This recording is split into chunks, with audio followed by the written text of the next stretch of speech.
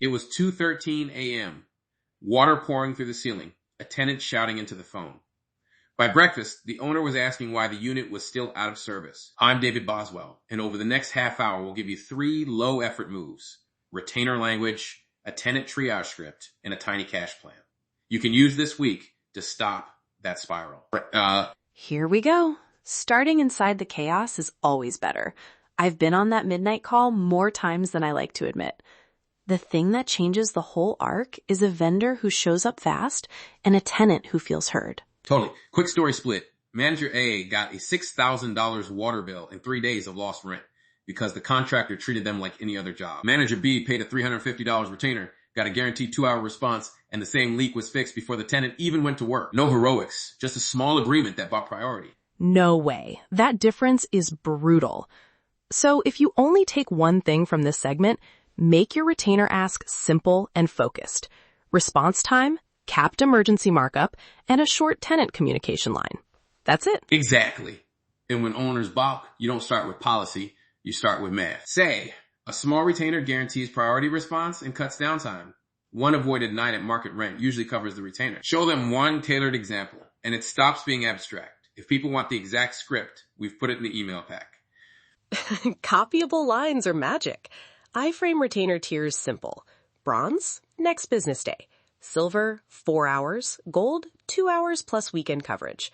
Pair each with a capped emergency markup and you protect both sides. Owners usually pick middle ground when it's clear. Let's pivot to tenant triage. This is where you actually buy time for repairs. Train your team on 3 lines. First, I hear you. Is anyone unsafe? Second, can anything stop the damage right now? Third, we're dispatching priority service and we'll text an ETA and next steps. Those lines calm, gather info, and set expectations. Then automate the ETA so your team doesn't type it every call. Yes, and a status template reduces repeat calls. Report received at 2:13 a.m. Contractor en route. ETA 1 to 2 hours. If situation changes, call 911. Otherwise, reply here for updates. That reply here line funnels follow-ups into messages, not hold time. Also, give vendors a 1-line instruction to tell tenants, I'm here to secure the property and arrange a permanent repair. That avoids confusing technical talk at 3 a.m. Short decision tree, you can memorize. Water actively flowing? Yes. Emergency, dispatch gold. No. Is leak contained? Yes. Schedule silver next business day. No. Call owner for funding authorization. Put that on a 1-page cheat sheet and attach it to the property file. Consistent calls get consistent vendor behavior, and owners notice that reliability. Quick plug for automation again. Even a simple, we received your report, auto reply, plus a human follow-up within 30 minutes does wonders. People calm down when they know someone's engaged. And track those times for a month so you can prove it. On to the money. Managers tense up here, but keep it tiny. Set a recommended emergency reserve per unit. $500 to $1,000, depending on market.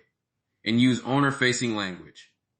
We recommend a $X reserve to cover urgent repairs up to $Y without prior approval, minimizing damage and lost rent. Frame it as cash flow protection, not a slush fund.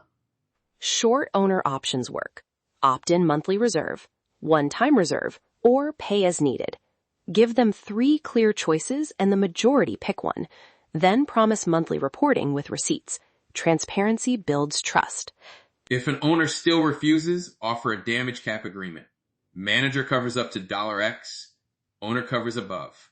That makes the trade explicit and keeps repairs moving. Bridging options like VendorNet 30 or a small company line of credit exist, but the easiest first step is the recommended reserve. It's low friction and effective. And here's a 1-line email you can send owners verbatim. Maintaining a modest repair reserve prevents small issues from becoming expensive emergencies. We recommend X dollars per unit and will report monthly usage with receipts. Short, specific, measurable. People respond to clarity. Rapid what if. Sewer backup at 2 a.m. Tenant panicked. My first call is the triage script. Is anyone unsafe? If not, stop using water. Move valuables. We're on it. Dispatch your gold vendor. Send the ETA text and instruct a temporary mitigation, containment, or a shop vac to stop further damage. Then notify the owner and open the reserve if needed. Speed limits damage and nerves. That's the exact flow I've seen work. Calm the tenant, stabilize, document, and then fix. The documentation step is underrated. Photo timestamps sell the story to owners and insurers. All right, friction moment. Some managers say, I can't sell a premium retainer. Owners won't pay. I'm not sure I buy that as a final answer. It's usually a packaging issue, not a cost. Or timing, exactly. Offer a 6-month pilot or a mitigation-only retainer to prove value. Let them opt out after results. That half step often wins owners over. Yes, a time-limited retainer with a review clause is an easy bridge. And track one metric, time to mitigation. If you cut that from 6 hours to 2, the retainer practically sells itself. Data beats promises. Quick practical step. Give your vendors a one-line ticket flow to follow so tenants hear the same script every time. Call received, tech en route, temporary mitigation done, permanent repair scheduled. Those milestones stop the follow-up calls. I want to leave you with 3 tiny things to try this week. First, send a 1-page vendor retainer to your top 3 contractors and ask for response times and emergency markups. Second, push a 1-paragraph tenant triage script into your team chat and automate an ETA text. Third, email owners a short reserve recommendation with exact numbers and an opt-in link. Do those and you'll cut calls, speed response, and lock down cash flow options. If you'd like the vendor retainer template, the triage scripts, and the contingency checklist, sign up for our email list. We'll send the templates straight to your inbox. Don't forget to subscribe. Thank you for listening, and reach out anytime.